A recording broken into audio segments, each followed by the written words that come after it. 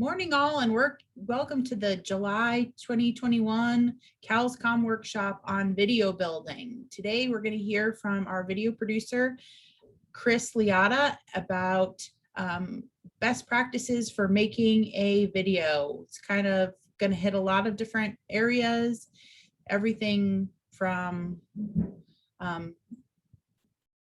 really getting started to finished product. And that's a lot to fit into an hour. So I'm going to hand it over to Chris right away. Feel free to drop any questions in the chat, but he's going to present for the first part of the presentation and then take on more questions. Thanks so much. Take it away, Chris. Thanks, Janine. Hi, everyone. So thank you for coming today. I hope that you're going to find this hour helpful. I've done a couple presentations in the past, so if there is something that I don't cover and we aren't able to get to in questions necessarily, Janine, is there a way that they can access the older presentations? Just if you're looking for more information, I've done ones that have gone a little bit more technically into aspects of production that I'm planning on going into in this one. So if you find that if you want more information or whatever, you can talk to Janine and just find a way to get access to any of that stuff.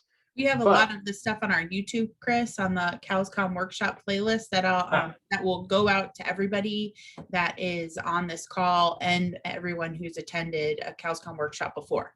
Awesome. So there's lots of resources there. Also, if you have any questions that I don't get to, you are more than welcome to reach out to me afterwards, through email. I'm here to help in any way I can.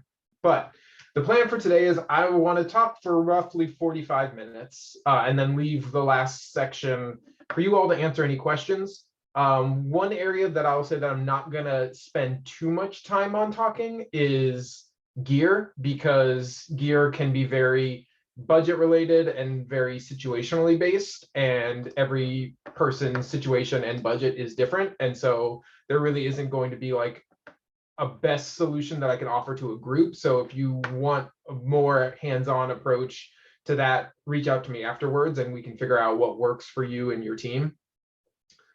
So without further ado, we'll jump in, and I've broken it down into roughly 3 different sections where we do pre-production, production, and post-production. And so we'll start in pre-production. Now, generally, the rule is the area that you should spend the least amount of time in is the actual production.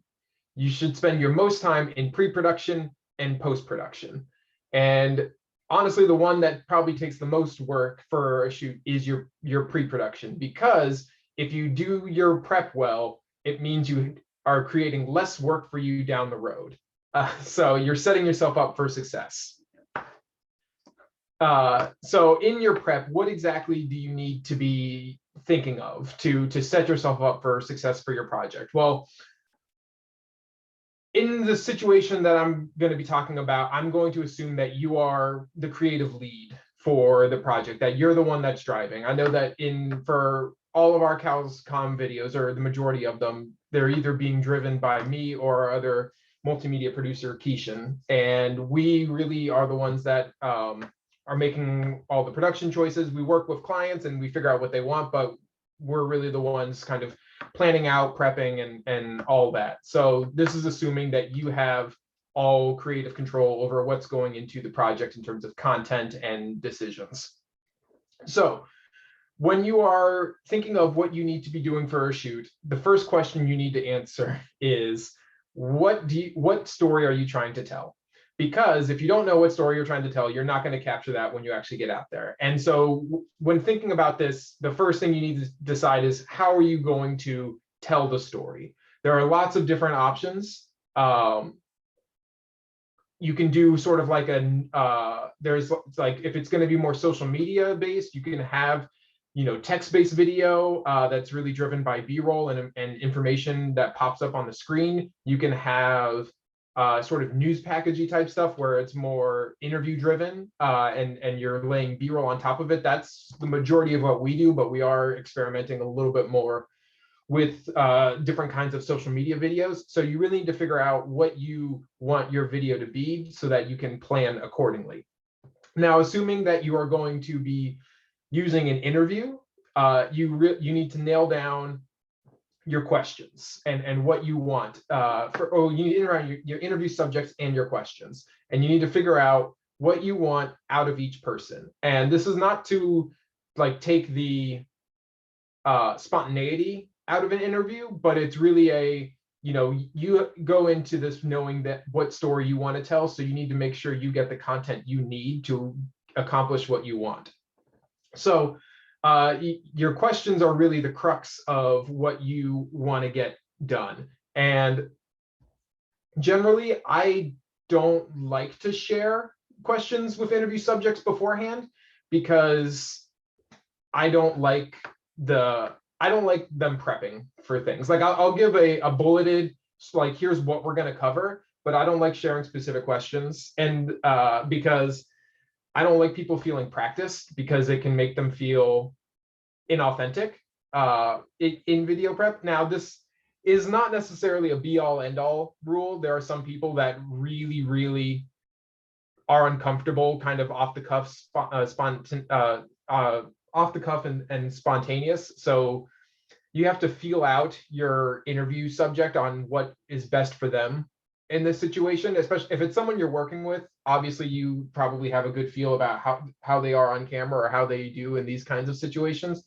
But I like to really not keep them off. It's not keeping them off balance, but it's really just keeping them true to themselves and feeling approachable, feeling engaged in the subject matter.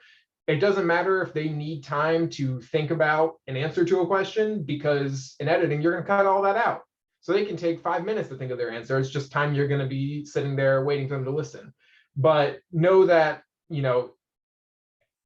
if someone feels inauthentic on camera, it will come across that way in the finished product, and that can keep people from being engaged in your subject matter. And that's the last thing we want. Is we want people to really engage with the content and take something away from it.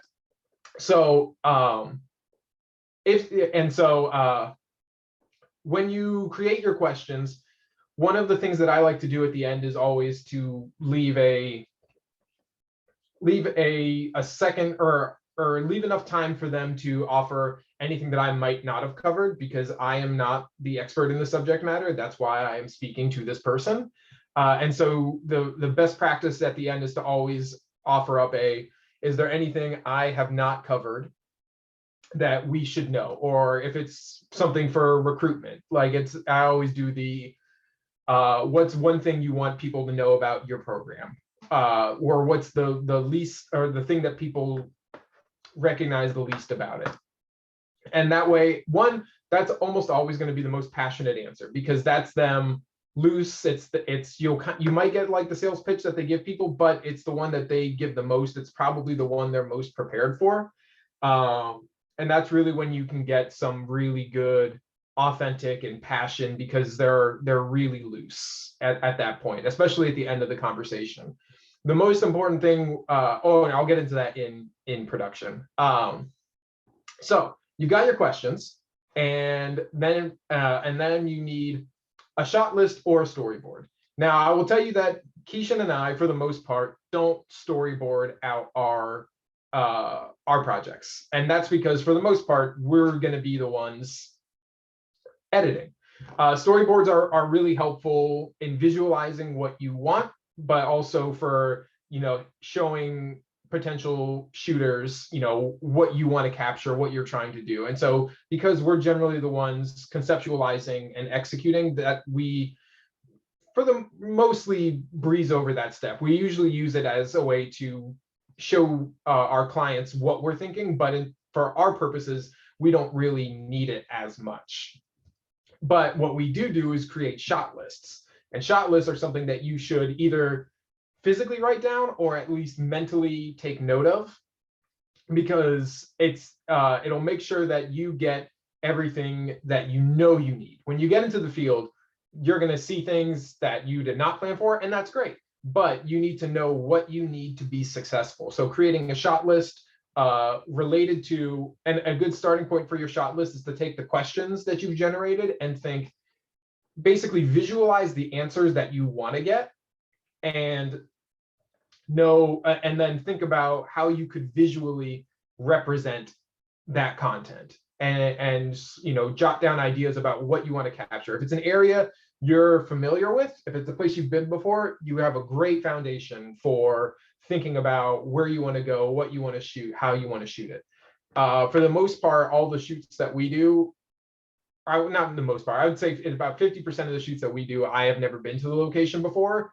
And so when we get there, before we shoot anything, I generally like to be shown around, see where we are, see where we're going to be, so I can kind of very quickly make a mental shot list of what I want to shoot, how I want to shoot it. And then the last bit, once you know what you want to cover, how you want to cover it, this is when you should be thinking about the gear that you want to bring. Now, for the most part, for all of you, your gear is going to be pretty light.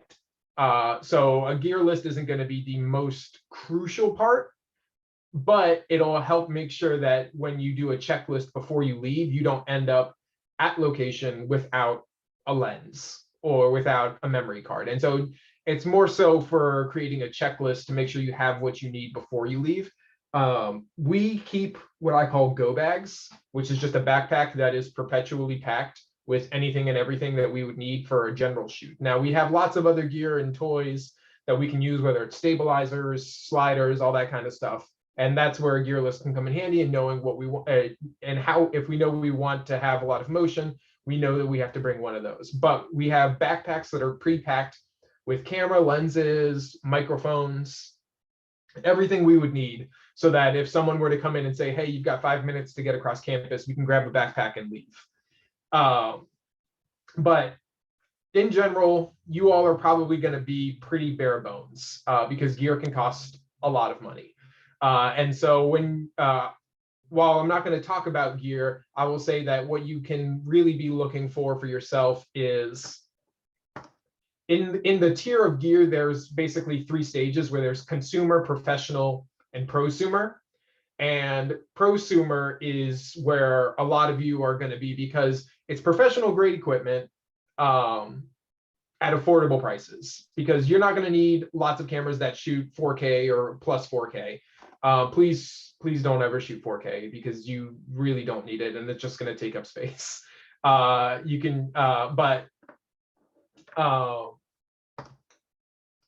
there's a lot of different options. And so what I generally tell people is, lean on what you know or what you're familiar with. So hypothetically, if you've used Canon cameras in the past for personal reasons, whether it's taking photos on vacation, I always tell people lean to what you know. So Canon makes a lot of really great DSLR options, a lot of camcorder options that, you know, a lot of the settings and features are going to blend really well with what you've used in the past. If you use Nikon has lots of great options as well. And there are plenty more beyond those two. But generally, I found that those are the ones that people have had experience with in the past. So rather than really throwing yourself off and having to learn a new thing, or new firmware, new software, all that, I say stick with what you know. And if you need specific recommendations for things, I am available afterwards. The one thing I will highlight, though, is the one thing you should not really skimp on is audio, because bad audio will ruin a video. You can work with bad video, you can work around it, but if people can't hear an interview, or if they can't understand a person, or if it's garbled, they're not going to engage with it. I cite it all the time, because that's how important I view the results. But they've done studies where they play the same video with the video distorted, unbuffered, really messed up, but the audio is fine. And then they play the same video with perfectly fine audio, they do the same video with the imagery perfectly fine, and the audio is completely messed up. And the majority of people disengaged with the bad audio content almost instantly, because there's nothing for them to hear, there's nothing for them to really connect with, they don't understand what's happening. So making sure you get clean audio is really going to help make your video achieve the goals that you want it to. So the last bits that I'll talk on for prep and making sure you have what you need is make sure you have batteries. And I'm laughing because it seems like such a simple thing, but make sure you have batteries. Make sure that your camera batteries are charged. Make sure you have more than one camera battery, and make sure that you have AA's, AAA's, C batteries, D batteries, any sort of gear that you have that runs on batteries. Make sure you have multiple of, because you can guess how long you're going to be in you can guess how long you're going to be in the field, but things could go wrong. You could get stuck in traffic and you forgot to turn your camera off, and guess what? You're already down a battery. I will say that I have done that in going from location to location, forgot to turn the camera off, and when I got to the next location, the battery was dead. But I have 4 separate camera batteries, so it didn't matter. It also doesn't hurt to have, I generally bring a battery charger with me, because almost every place we go to will have some form of outlet, or I also have an outlet converter in my car, so that if a battery dies, I get a new one and I plug the old one in. This is also, I use this more so in when I've done wedding photography or videography in the past, because the DSLR I have absolutely destroys batteries. It chews through them in like 20-30 minutes. I get more than that, but the point is it eats them. And I will generally take one out, and I'm constantly cycling batteries on 3 different chargers I have, just so that I'm not missing anything. So make sure you have batteries, make sure you have backup batteries, and not necessary, but make sure you have a charger. Yes, Marcello, that is a very also important, because if there's one thing I've forgotten on shoots more than anything, it's battery chargers. So when you leave, make sure you get your battery charger, because you're going to forget you plugged it in, especially if you hadn't actually plugged anything in. And then the last thing you need is media. And for the most part, this is going to be SD cards for you all. A lot of people ask the question of what size, how much data do I need? And it's really dependent on you and the amount of content you're going to have. I generally err on the side of having too much. Almost all of the cards that we have in our department are 64 or 128 gigs. And we very rarely max out those cards. But I would rather have too much space than not enough. I saw someone also drop in the comments to make sure that you have extras, and that's true. We almost never have to use the extras, but it's always good to have them. And so I don't think you would ever find yourself needing more than 2 64s in the field or 128, but if you have extras, I say bring them. When you're buying gear, definitely buy more than one, because you may not be able to clear the data right away. And so you don't want to have to keep stacking cards. And so making sure you have enough variety amongst your SD cards or your media, make sure you have enough to be able to do that. And then the last thing is, you should, unless you all have reliable storage, hard drives within your department that you have access to, I would highly recommend getting yourself or the video people you are overseeing a 4 terabyte hard drive to store your data, your projects, and everything on. We'll get into more of that in the post-production aspect of it, but making sure you have a hard drive. You're also, one thing, you're probably not going to have to do it, but one thing you can do is bring the hard drive and a laptop into the field with you and cycle cards as you go. And so let's say you do the interview and you really want to make sure that that's backed up, you can back it up in the field on your hard drive. Not necessary, but some people like to have that security in case cards get corrupted. I can say that I've been doing this for close to 10 years, and in those 10 years, I've only ever had one card get corrupted in the field. So is it a thing that can happen? Yes. I wouldn't stress about it. And I like to keep a light footprint wherever I go. And so I generally don't bring a laptop and a hard drive out to the field with me. But if that's you and you want to make sure things are captured in the moment, you can do that. So we're going to move on to on the shoot, on location. Again, this is where you should spend the least amount of time in this whole process. There's a great Mike Tyson quote that I like to use for video production, which is everyone has a plan until you get punched in the mouth. And this is to say that every shoot you go on, something is going to proverbially punch you in the mouth. Hopefully you're not physically getting punched, but I can't help you there. But you're going to have to change your plan when you get into the field, and that's okay. Janine can attest that I keep shoots very, very fluid. To me, the structure is great, but if it's too rigid, it can break and things can fall apart. And so I like to keep things really, really fluid so that I'm open to what can happen when we're actually on a shoot. And so generally the structure that I go into a shoot with is I know, or I've set up when and where I'm interviewing someone and the locations that I'm getting B-roll and the order of which I am doing that. Generally, I like to do interviews first because lots can happen in an interview and they may reference things that you did not think of. And that way you're not, if you shoot the B-roll first and then do the interview and then they say something that you're like, wow, that's really awesome, I want to use that, but you don't have any B-roll to cover it, then you have to go back out and capture more B-roll. So to me, if you're doing an interview-based thing, get the interview first so that you're kind of covering all your bases and knowing what you need and how you need to get it.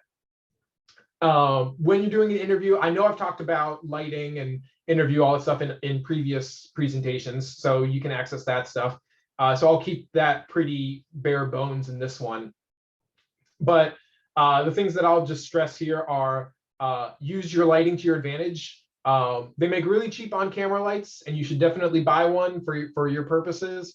You can get them for as cheap as 12 to 20 bucks, which in the grand scheme of video equipment is really cheap.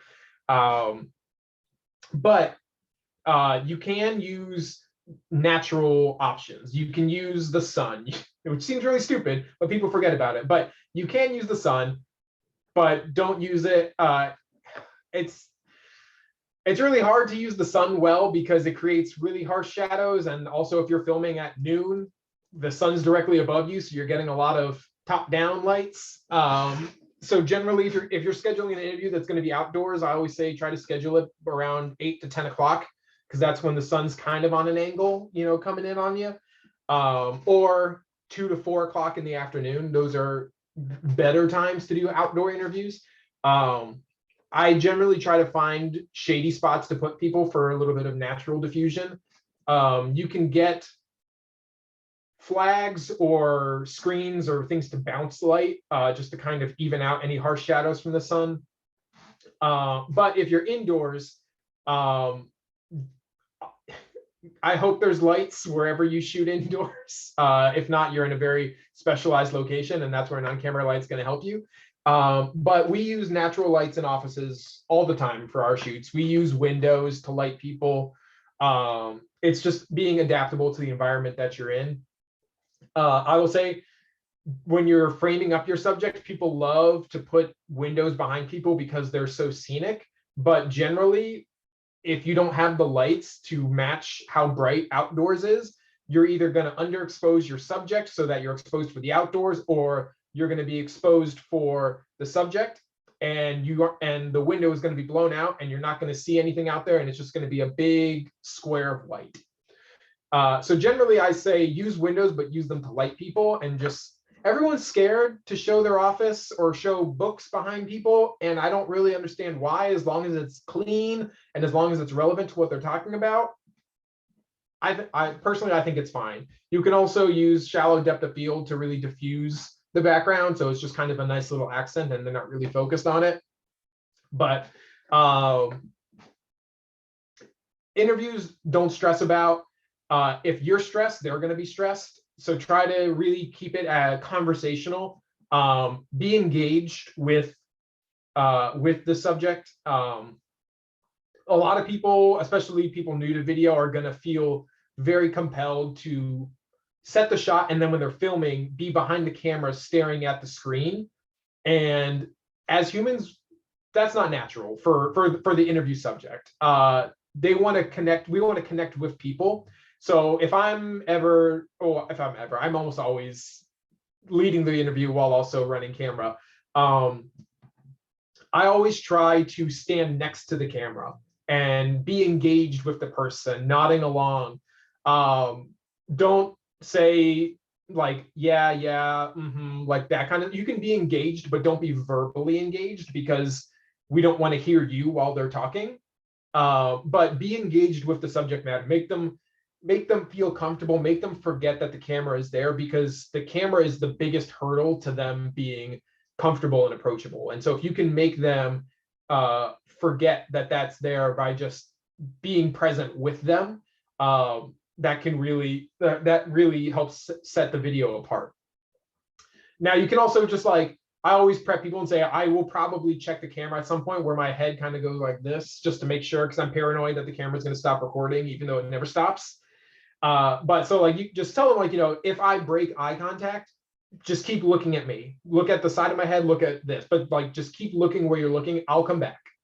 After you ask a question, it's an old reporter trick, but don't follow up right away. Leave 5-10 seconds of silence, partially because you don't want to cut them off, but also humans tend to find silences really uncomfortable, and they will try to fill that silence if they feel compelled. And so this is when you can get extra content you may not have been planning for, because they will feel compelled to fill that silence. And if they don't, then you just ask the next question. But that also gives you, it gives them a chance to kind of to add anything that they may not have in the initial one, but it also gives you a clean cut point when you're in editing. Because let's say they're answering a question and you immediately like jump in right when they finish, that's giving you like 2 frames to really cut off, and it can get really annoying in editing. And so just really giving yourselves a couple seconds of silence gives yourself a nice clean break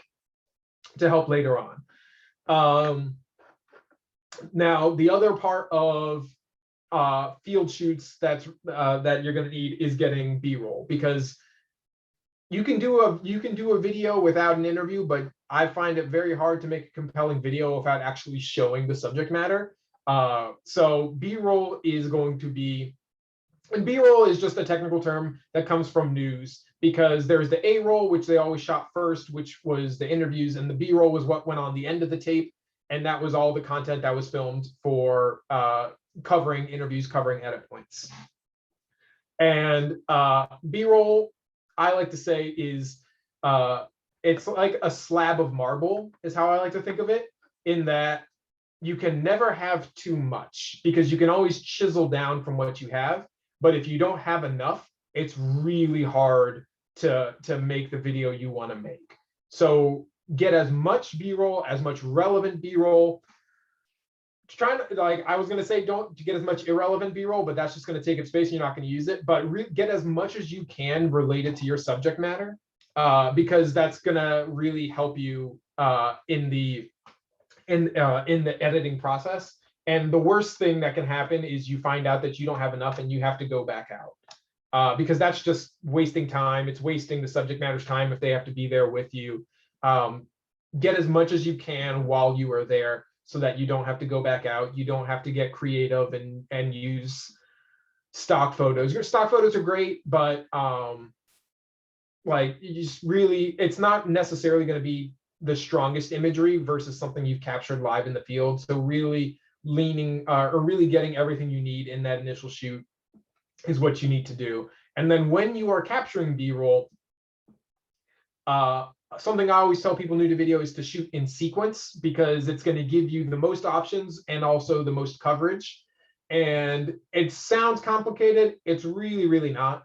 But that's to think of all of your actions. Think of what you're capturing as action sequences, and get them in as many different focal lengths as possible. And generally it's a set of 3, and that's to say shoot in a wide shot, a medium shot, and a close-up. And so let's give an example of, this is going to be the least interesting example, but let's say it's someone using a microscope, because that's stuff we've had to do in the past.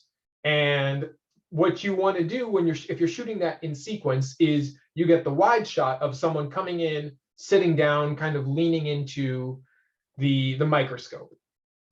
And then once that's done, then you basically say, all right, great, let's do it 3 more times, and then do it 3 more times. You're probably going to run this a lot of different times, but get as many different different takes as you can per focal length until you feel like you've got what you need, and then go in for a medium shot, which is to say medium is generally like chest up, you know, or belly button up. Just get a little bit closer. And so that could be the person, and you could be them, get them leaning into the microscope. And then for the close-up, you can do everything from getting a nice close-up of their eyes, leaning or up on the lens, or you can shoot down the microscope to kind of see what they're seeing. And when you get into post-production, this allows you to kind of create a scene, because you have all these different options that you can draw from. You can have them walking in the wide shot, and then cut to them leaning in on the medium shot, and then cut to what's down the lens. And it creates a fluid scene. And it's just giving you options. You may not use everything you shoot. You will definitely not use everything you shoot. But having all those options lets you create what you find is the most compelling product. So we're going to jump into post-production now. And when you finish your shoot, the second you finish your shoot is when post-production starts. And the first thing you should do when you start post-production is back up your data, which is get back to your office, plug your card in, and store your data. That way you can, and then once it's stored, immediately clear your data. Pull it into your project, make sure you can see it. And if you can see it with the card not in the computer, clear the card, because you may have a 4 terabyte hard drive, but if, let's say, you shoot 60 gigs on a card and then you don't clear it, and then you go out and you shoot another 60 gigs and then back it up, rather than having 120 gigs on your data or on your hard drive, you've now got close to 200 off of 2 shoots, and half of that is redundant. And it's going to make importing your data a lot longer than it needs to be, because you're going to have to go through all the stuff that was not related to the project you're on. So backing up cards, clearing cards keeps everything moving as fast as it can. One thing I'm going to stress for in this presentation is media management. It's not something I've really talked about in the past, but it's definitely key to setting yourself up to be successful. And so what you should do, if you're going to be doing consistent video work, you will really benefit from consistent filing structure. And so I've had the same filing structure I've used since college. I brought it to virtually everywhere that I've worked. And basically I organize my projects by month. And within each individual month, I have the project file for or project folder for each project. And then within that, I generally create mini folders for footage, project, music, lower thirds, and exports. And that's the reliable 5. You can get as granular as you want. You can have more than that, you can have less than that. The ones that you should have are footage, project, and exports. Those are the 3 you should definitely have. Footage, so that you can just basically open that folder, drag the card, don't parse out the card or the data from the card, copy, just open up the card, select all, drag it into your hard drive. Don't mess with any of the filing structure that the card has created, and just put that straight into a footage folder. When you create a project, in whatever editing system that you are using, it's gonna come with a lot of baked in structure, whether that's autosave vaults, cache files, all those kinds of things. And so the reason I like to keep that separate is to just keep it all organized. So in your project file, that's where you just tell it to save everything, and your system or the software will bake in its predetermined filing structure into that folder. And so that way, you know, everything's there.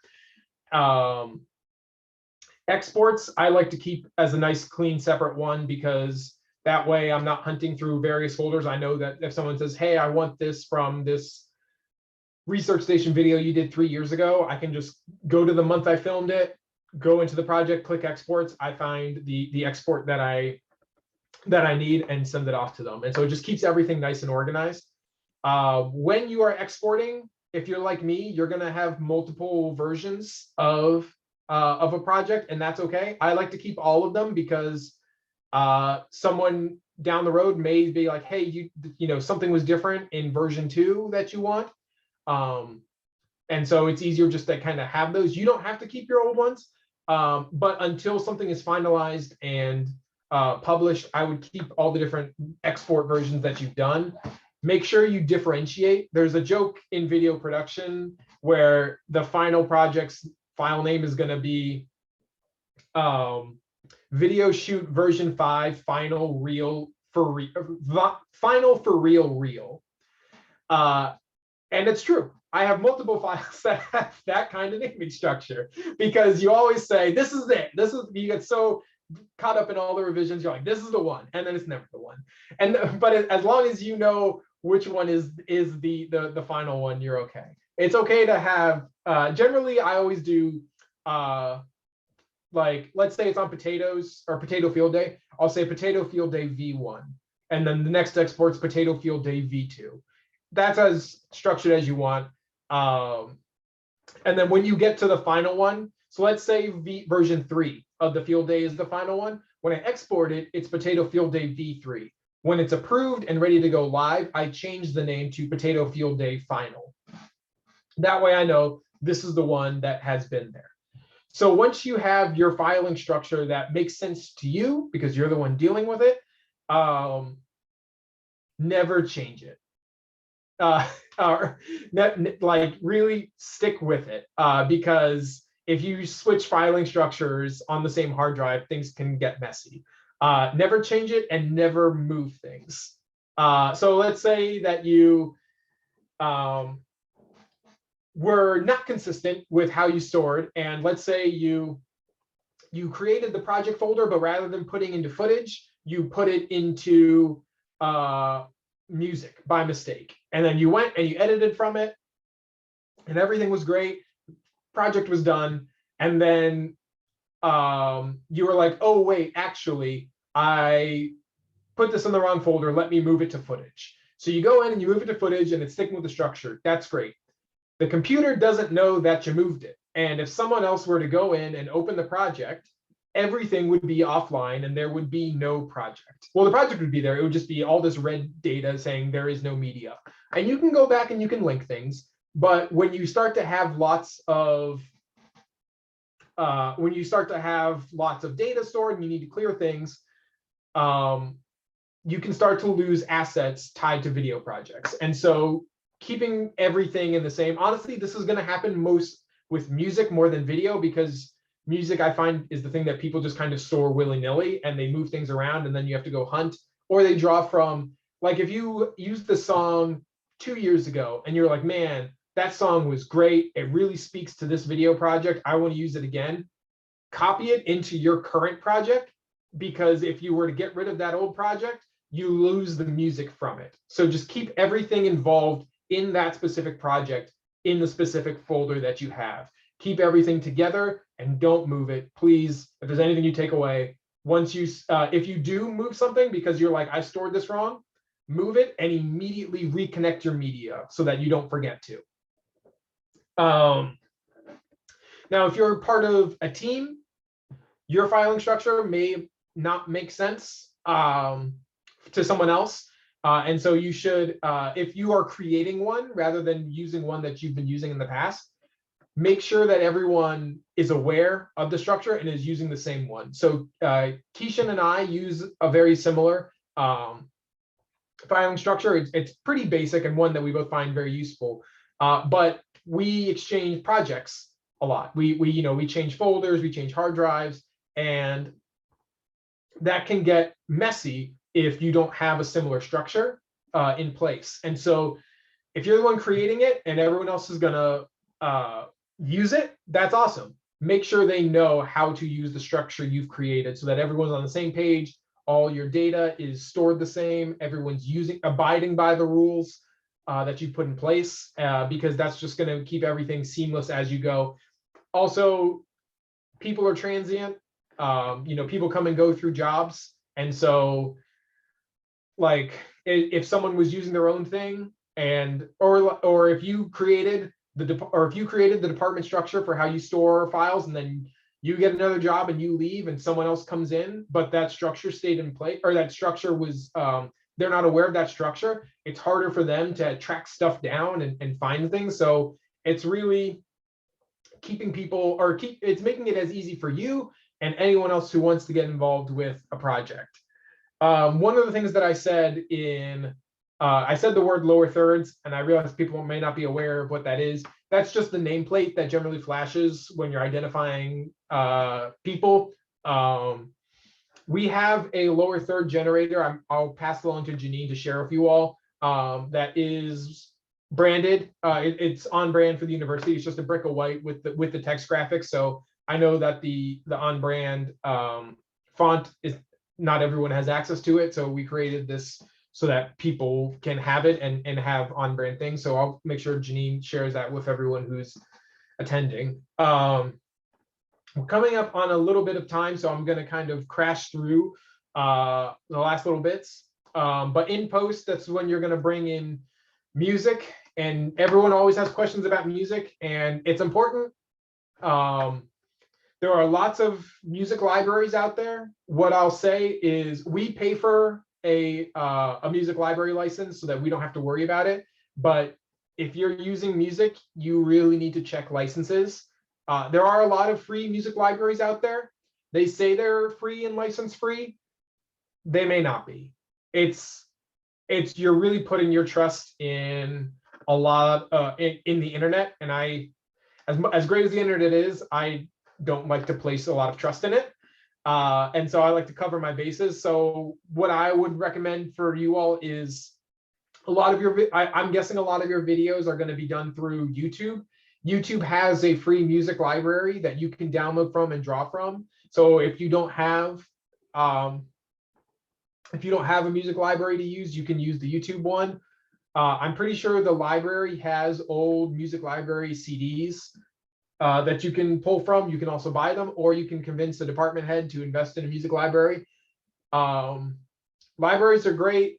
They're kind of black holes that you can find yourself lost in for days if you don't really, if you lose track of time.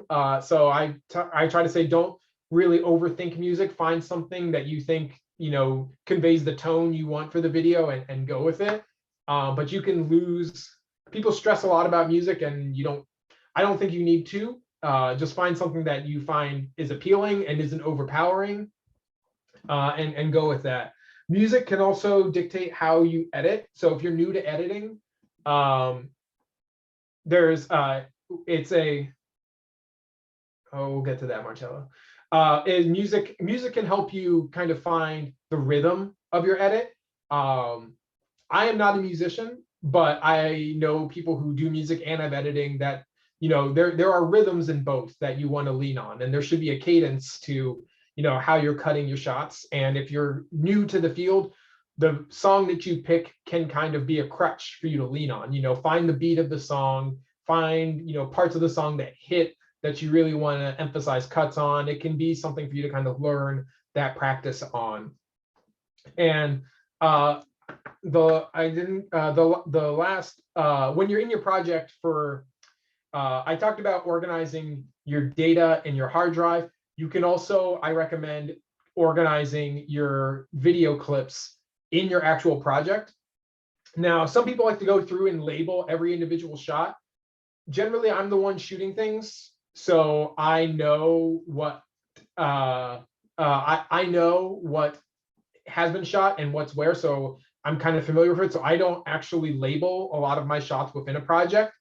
What I will do is I'll create bins that are sort of themed. So if I have a lot of lab B-roll, I'll create a lab bin and dump everything there. And then shoot in the field bin. If there's a specific crop, potatoes, there's a potato bin, and organize my clips that way. So if I'm editing the interview and I know that they're like, they talk about, the yield, I know I can go to the field and get some harvesting clips, and then go to the crops and get some of the shots of the potatoes in the field. That can be as granular as you want or as broad as you want, but just whatever makes sense to you. It can really help you and help you once you really dive into getting the shots that you need and when you need them. Anything that's important, I would label. So if I label all my interviews, so that if I have like 100 different clips, I know that I can organize them by name and find that person. This is also a trick that I used in doing weddings, because I always knew that I needed like the first dance, the ceremony, the speeches. There's a lot you can shoot, and labeling the important stuff saves you time when you're trying to hunt stuff that you need. So interviews, if there's a specific shot that you know that you want, label that one so you're not hunting for it a week later when you decide you need it. And then the last editing tip that I will leave you on, something that you may not know but you see all the time. It's just a way of it's a cute little trick for editing, and they use it all the time, but there's what we call J and L edits, and it's a way of transitioning a shot. And so basically, this would be really great if I had a whiteboard I could draw on, but if you're thinking of your video project where you have, your audio or your interview here and your B-roll here, if you want to, a J edit is going to, well, hold on, I'm getting them mixed up in my head. An L edit is you have the B-roll pops up while they continue to talk underneath it, so that when it looks like an L in the editing software, and the J is the reverse of it. So you can kind of play around with having the person continuing to talk while the B-roll plays, or have the B-roll play before you cut from the person. But it's an easier way to make transitions rather than cutting when they stop talking or when a sentence is over. It's just a little bit of it's a little different way of thinking, messing around with things. And everyone likes to say to avoid jump cuts. If you're in an interview, yes, don't do a jump cut. Is like if someone talks and then there's a pause and you cut out the pause, don't just sandwich the next part right up underneath it. Cover that with B-roll. It can look weird and jarring. You can use jump cuts and B-roll to kind of cut out time, accelerate emotion, and that's good. It's stylized, so it has a place. So I'm not going to say don't use them, but just be aware of why you're using them. So we are down to the last 10 minutes. So I guess at this point, I will take some questions that you have them, if you have them. Janine, do we do questions through the text, or do we want people to like do the little hand raise motion, or whichever people prefer? But you did have the team of 2 to 3 people in pre-production and post from Marcello. Okay. So division of Marcello asked, curious about division of tasks in a 2 to 3 person for pre-production and post. So generally, when we are with our 2-person team, we always have a project lead, someone who's involved in all the meetings, talking with the clients, and that person generally will definitely drive the pre-production and the actual production. If we get into post-production, that's kind of where that might fade a little bit, but there should be a project lead among them who can tap into the people and tell them what they want, and communicate what the project needs and how we can capture it. But we we work a lot together on the same projects, and so we generally just really lean on the person who is in contact with the client to really be the driver. And so all the other stuff we kind of work out based on or based on availability. So if the shoot has to be X day and Keishan can't be there, then I'll work with him to make sure we have everything that we need to be captured, and I'll go out and shoot it and then hand the footage off to him. Or if I was already going to edit it, do it that way. But it's a open communication, and communicating expectations for the project and what should be achieved is what's going to help you in that division of labor. And lean on people's expertise and interests. So if you have someone who is very interested in camera work, you can assign them edits, but I would more often assign them to go out in the field and shoot things if that's truly what they're interested in, and lean on what they are invested in.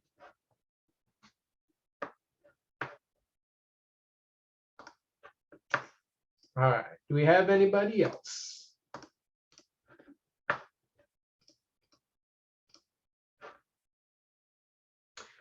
Preferred production software. Robert, do you mean like editing software?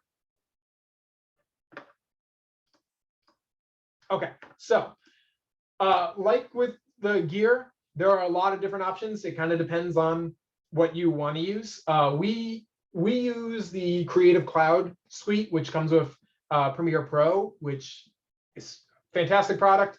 It's great. The Creative Suite gives you access to all the other things too, like After Effects, Photoshop, a lot of flexibility.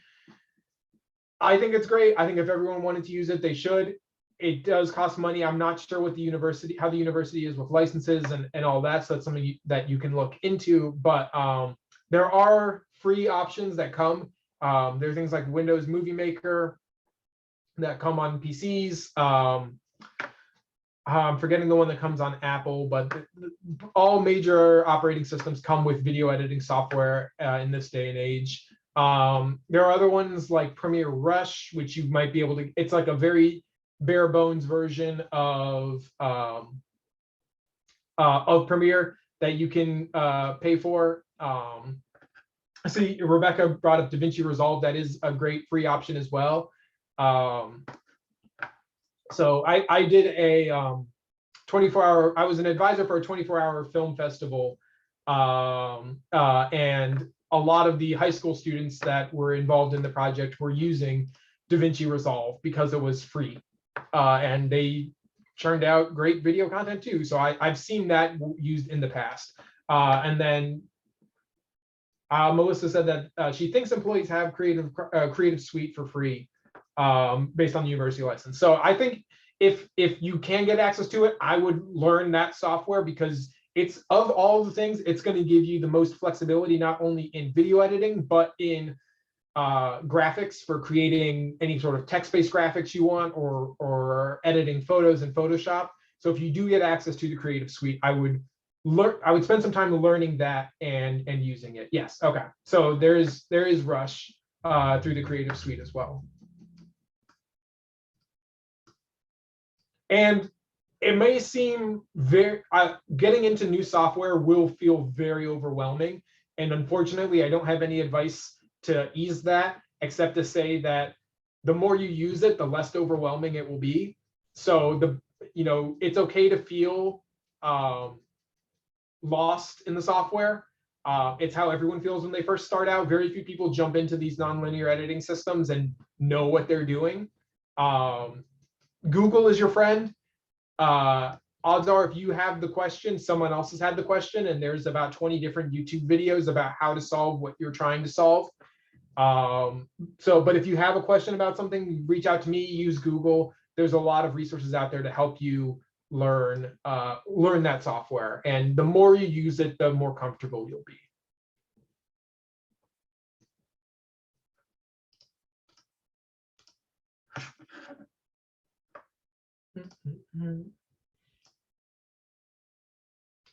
Any storyboarding tools that are useful? I'm gonna say there probably is some software out there for it. I have never really used it because I've never really had to. I don't know where. Oh, where is it? I have a moleskin that I bought back in college that comes with. It's basically it's a notebook and it's made for storyboarding, and I like to have that kind of tactile thing, and so I've used that constantly when I've had to do storyboarding. If you can find a free one, great. You don't need to really get any more. I don't think you need to get more in depth than drawing like 6 squares per page and drawing that way, or storyboarding that way.